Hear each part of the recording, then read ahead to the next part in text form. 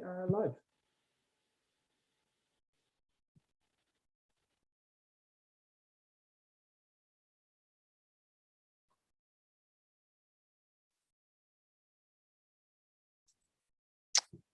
All right. I'll give 1 minute for people to drift in. I'm very excited to share some words tonight.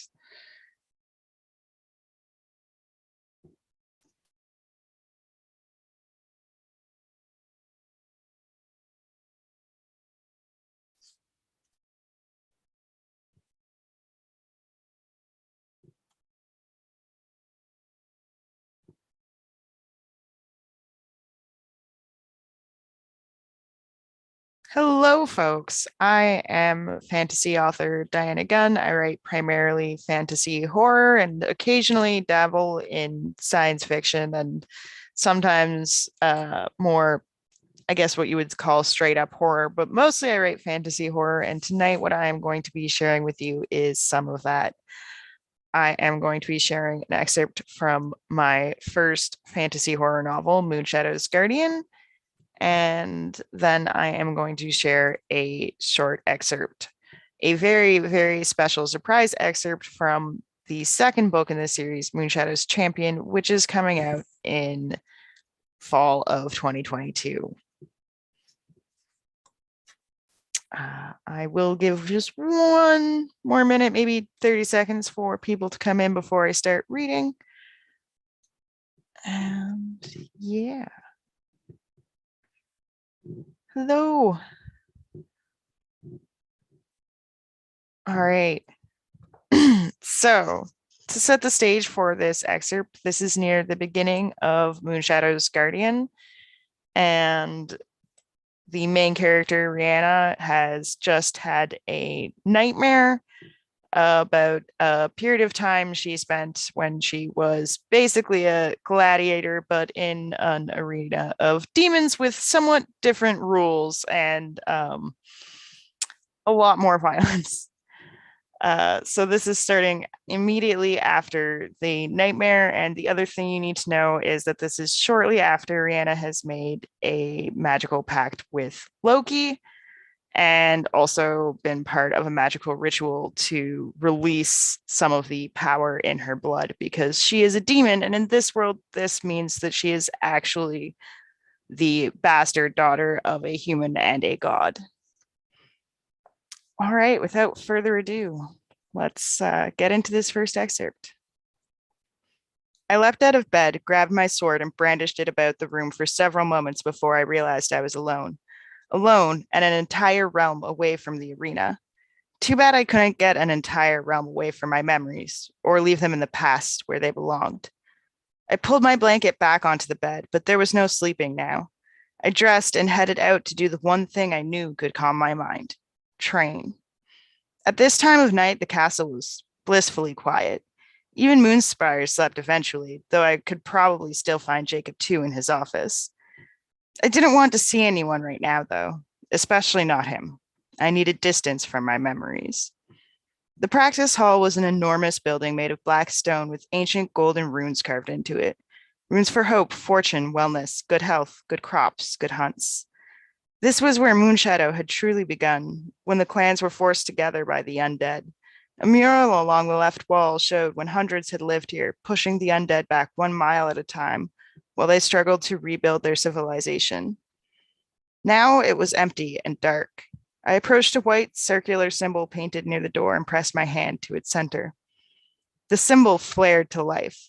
A row of runes carved into the ceiling followed suit, bathing the room in white light and revealing several racks of dull-edged training weapons.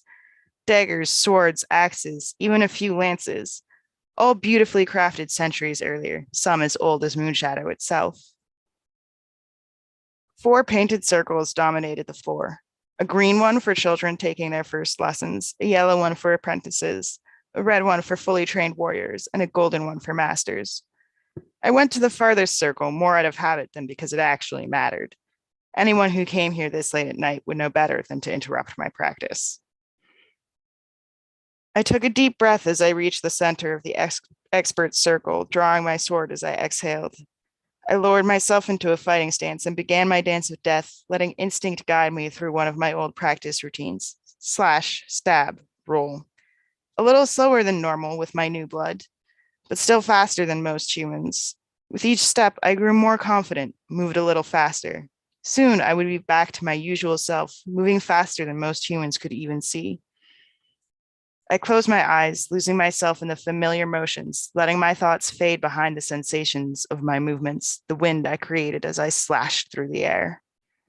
The clang of blade on blade shook me almost as much as the impact. I stared at the silver blade caught on mine, my gaze moving along its edge until I caught sight of its owner, Andre von Stone, wearing a mischievous grin that reminded me of Loki's. Anything that reminded me of Loki spelled trouble, even if that look was more charming on Andre's face. I met his grin with a scowl and withdrew my sword.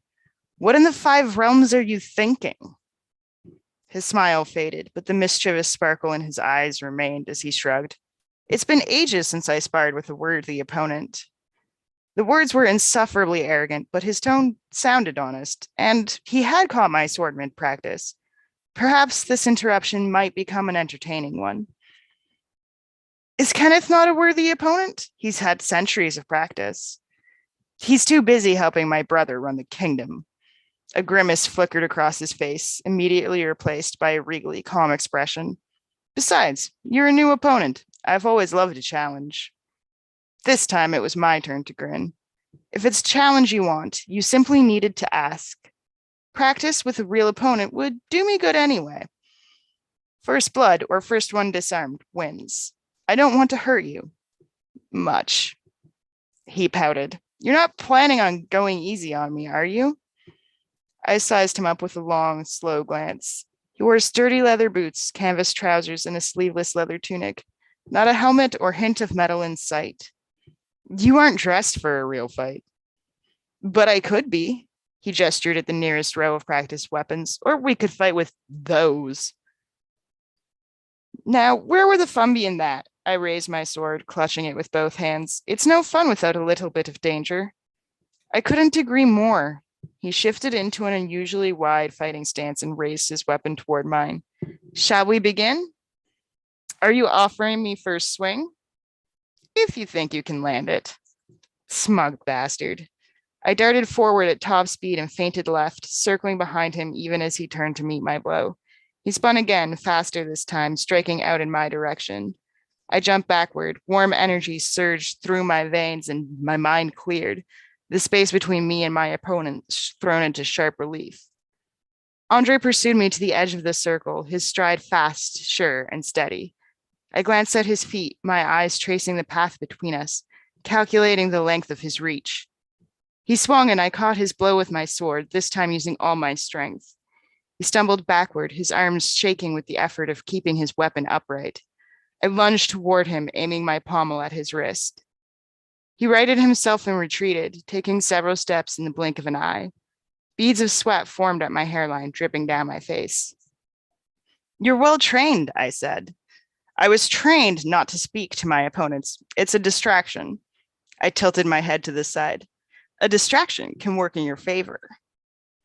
He charged at me again. I raced forward to meet him, gaining speed with each step. This time when our swords met, I'd make sure he couldn't keep his grip. Andre stopped and ducked at the last moment. I ran past him, only catching myself at the edge of the circle. I whirled around and caught his next blow with my blade, but without my momentum, I barely managed to push him away. I darted backward. His gaze still followed my every move like a predator stalking its prey, but he was slowing now. Perhaps the way to win this was patience. Even a vampire couldn't keep up with me forever. I shifted into a narrower fighting stance and let him come at me, dodging each swing at the last moment. The wind from his blows tickled my face, but his sword never connected. He chased me around the circle twice, growing more frustrated with every miss. Any human would already be too exhausted to hold their sword, but Andre just kept going until he stopped and retreated, still in fighting stance but panting. You're not even fighting anymore. I chuckled. There are many ways to fight. I leapt forward, feinted right, and darted behind him. I aimed my pommel at his shoulder and swung with all my force.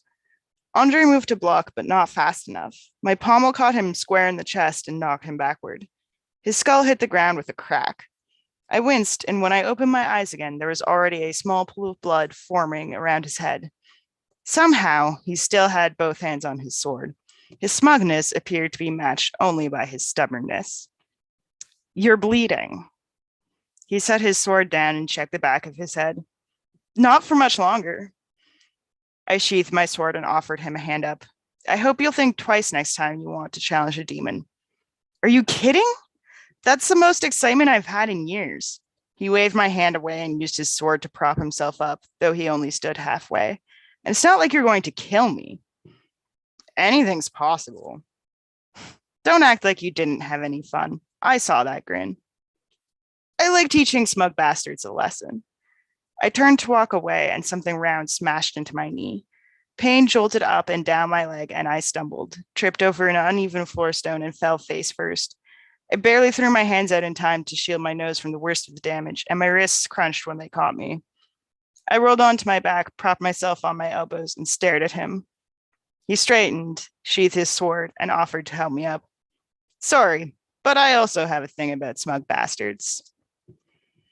All right, and that is the first excerpt. Again, that is an excerpt from Moonshadow's Guardian. That is my first fantasy horror novel.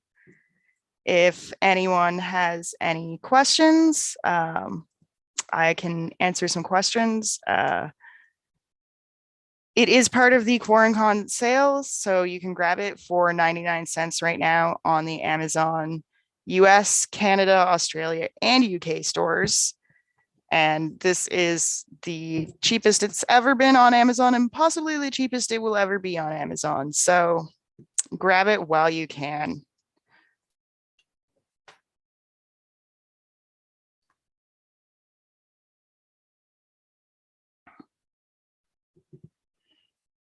I'm just going to have something to drink, and then if there are no questions, I will dive into the next excerpt.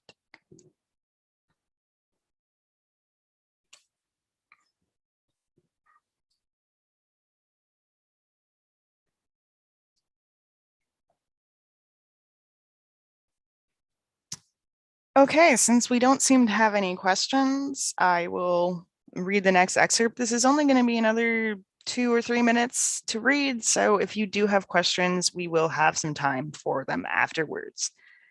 And this excerpt is from the prologue of Book 2, Moonshadow's Champion, which is set to release this fall. But it actually happens at the same time as Moonshadow's Guardian, just in the perspective of a character that we don't actually meet until this moment. A mental scream tore through the night, shattering the peace of the temple garden. Sabir gasped, clutching her chest as the stranger's anguish tore at her heart. She had never felt anything like this before, the raw power of this strange voice filling her mind until all other thoughts disappeared. What mind held such strength? What mind held such pain? Had the normals felt it too, or was this cry of anguish meant only for tellers, a beacon for broken souls? She inhaled through her teeth, forcing her lungs to fill, her heart to slow, her racing thoughts to clear, pressed out with her exhale to leave only the mission in its place. She needed to find the source of the cry, the mind powerful enough to tear apart the night before its owner hurt anyone. Sabir closed her eyes and envisioned her consciousness, a shimmering, translucent mass of green energy. She reached out with a tendril of this mass, searching for the screamer, seeking their flavor of their agony. There were many pains in the city of Moonspire. The fiery pain of thousands inflicted with plague, the despair of those watching their loved ones die, the deep sorrow of the workers who manned the burners, shoving corpses onto the eternal pyres. None were as acute or as laden with power as the scream she had heard. And yet the screamer had already hidden their mind, a difficult task for one with such power. Her eyes snapped open, her mouth curling into a frown. She had always doubted the old stories, tales of tellers powerful enough to stretch their minds across cities in an instant, to go beyond communication to control. Now, With the screamer's anguish still heavy in her chest, she believed it. The tellers of old had possessed those powers, and someone possessed those powers again now. Someone in Moonspire. And that was the end of the second excerpt. Thanks to everyone for listening.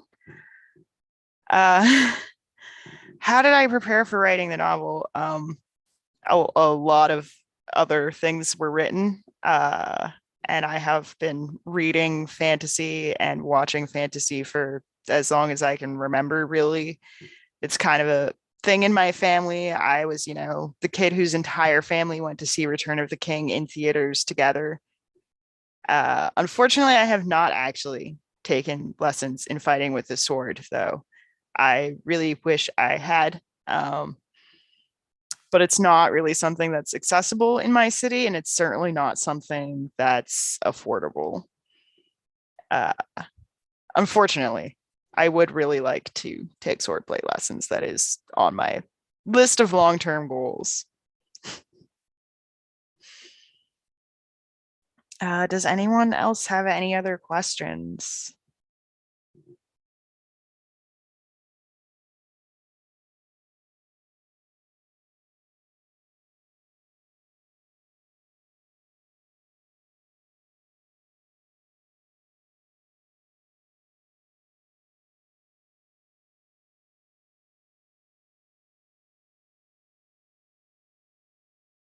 All right. Doesn't look like there are any other questions. It is the end of a very long day. There's been some really great content today, some amazing panels, and I'm really honored to be a part of QuaranCon. And I do want to remind you that my book, Moonshadow's Guardian, that you heard me reading from tonight, is actually part of the QuaranCon sale. Oh, I have another question. Of course, as soon as I start the preamble, I get a question. Doria asks, how did you come up with the setting? And this is actually a really interesting story because, in a way, I kind of didn't. Moonshadow is a setting that my parents actually created for sort of a homebrew RPG game that they played. And it was something that I grew up with in my home. And it was just part of my life growing up. And at some point, I decided to use it with the blessing of the parent who is still alive. Unfortunately, my dad is long dead. And I have changed it a lot. It is a very different kingdom than what there was in the beginning. But there are certain things that have stuck around. Like if you read the book, you'll notice that there is a pretty high number of kings who are named Jacob in this kingdom. And that is definitely taken directly from what I remember, and the importance of necromancy in the setting and the prominence of certain vampires in the setting are also things that came from the setting my parents created. And that's pretty much it. I built everything else out from there.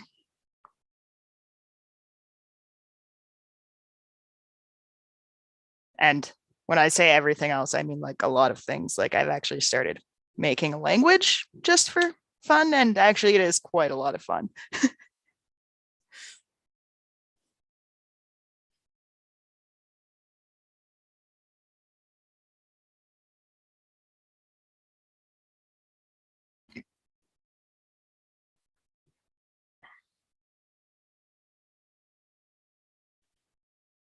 All right, I'm going to give another minute or two for any final questions. Do non-humans play a bigger part in this story than humans? Well, the main character is a demon. The love interest is a vampire, and her best friend is a dragon. So I would say yes. Non-humans definitely play a bigger part in the story than humans. In fact, I can only think of a couple of major characters who are, in fact, human.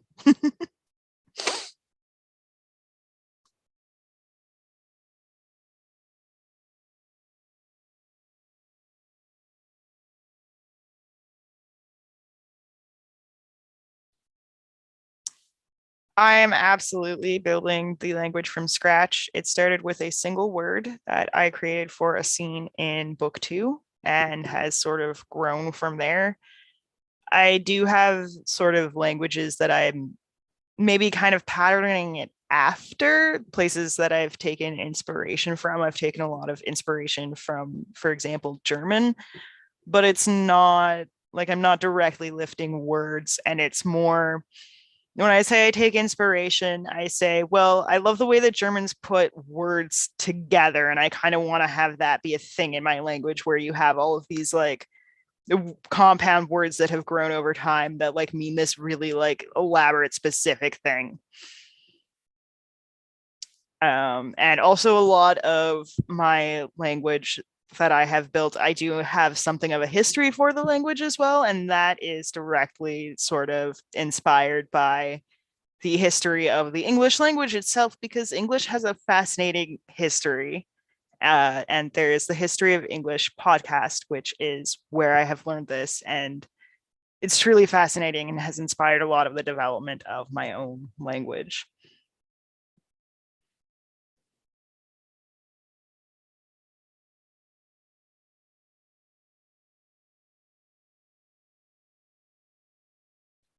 We do still have time for a couple more questions. We do have until the hour mark. Um,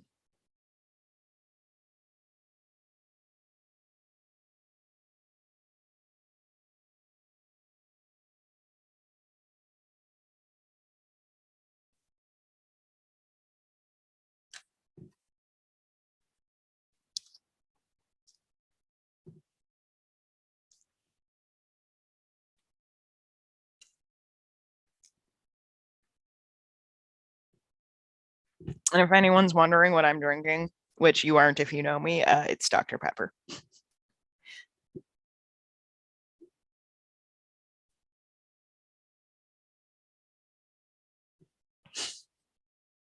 All the lean words. Yeah, English does have some lean words. English also has a lot of words that are just directly lifted from foreign languages, which is really interesting. We don't even like change the spelling or the pronunciation a lot of the time.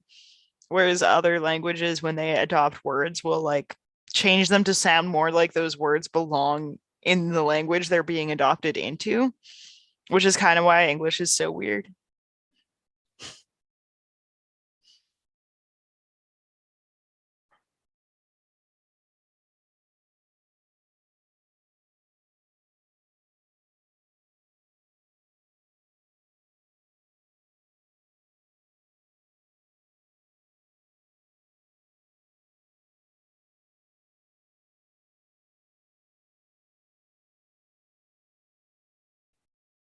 All right. It's been a few minutes since the last question, so I do think that means it's a good time to wrap it. It gives us a few minutes to spare so everyone can go off and do their own thing before the next event. I'm not sure when that is. All I know is I've had a great day and I am exhausted. So once again, I was reading from Moonshadow's Guardian, which is available right now on Amazon, US, Australia, UK, and Canada for 99 cents. And you can grab it from the QuaranCon sale.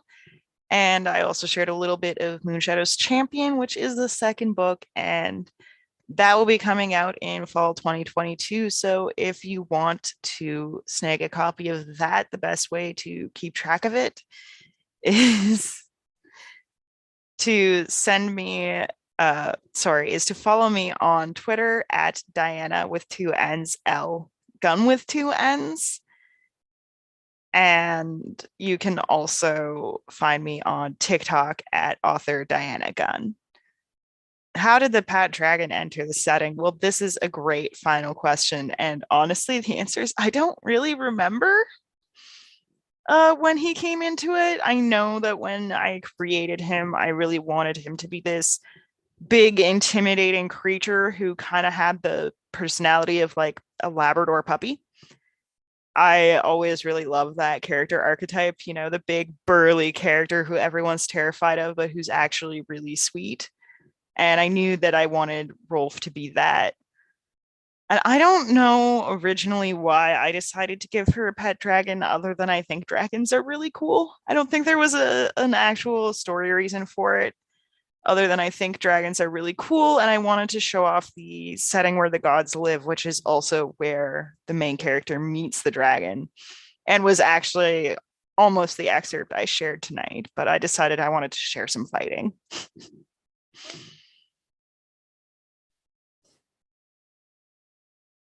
I find it difficult to pronounce English words, and it's the only language I speak, so I totally get you, Doria.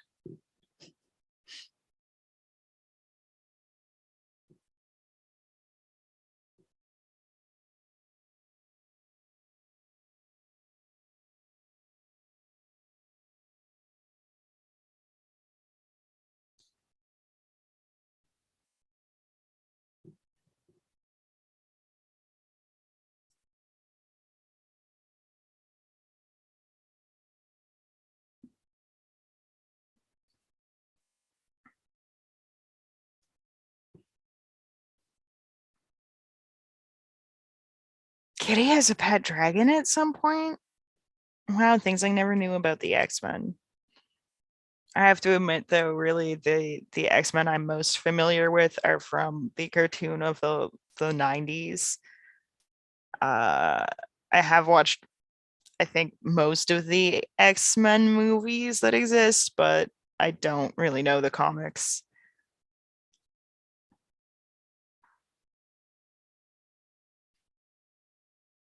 But really, I think everyone should have a pet dragon.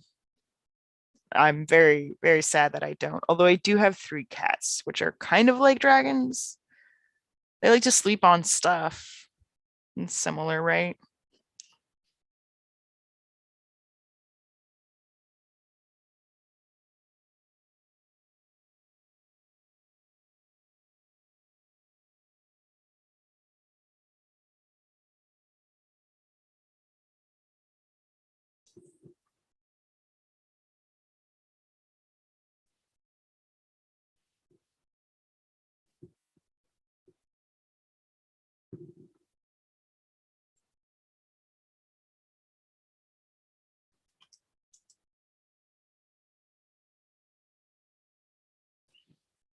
Anyone want to sneak a final question in under the last minute radar?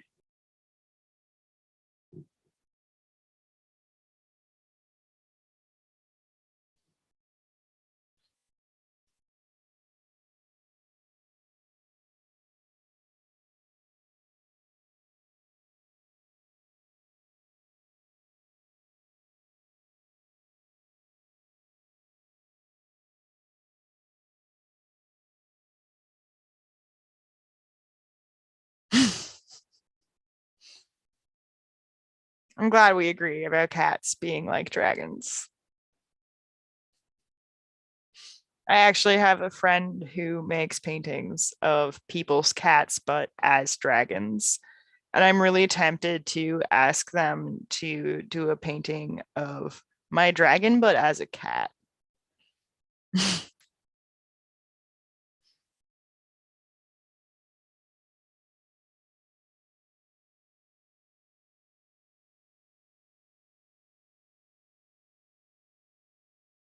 All right. We only have a minute left, so definitely wrapping up this time. Thanks so much to everyone who listened and who asked questions. It means a lot. I know it's been a really long day, and I know that depending on your time zone, it could be very late. So thanks again, and be sure to check out the QuaranCon book sale and Moonshadow's Guardian.